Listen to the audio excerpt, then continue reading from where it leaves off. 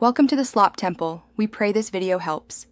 In this video, I will explain how to buy stocks on Etrade for beginners.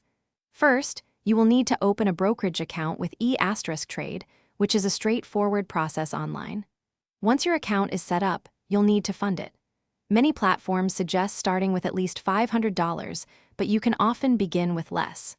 We'll then explore the basic steps to place your first stock trade, ensuring you understand the different order types available. After opening your Etrade account, the next crucial step is funding it. You can easily link your bank account for electronic transfers or even deposit checks. Once your funds are available, it's time to research. Etrade offers robust tools, including analyst reports and real-time quotes, to help you identify promising stocks. Take your time to analyze company performance and market news to make informed decisions about your investments. Now, let's walk through placing your very first trade.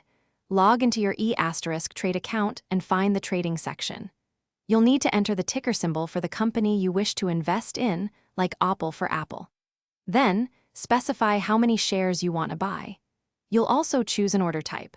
A market order executes immediately at the current price, while a limit order lets you set a specific maximum price you're willing to pay. Once your trade is complete, the journey doesn't end there. It's important to regularly monitor your Etrade portfolio to track how your investments are performing. Etrade provides tools to view your gains and losses, and you can set up alerts for significant price movements or breaking news related to your holdings. Remember, diversification is key to managing risk, so consider spreading your investments across different companies and industries over time. Thanks for watching. Consider subscribing if we helped you.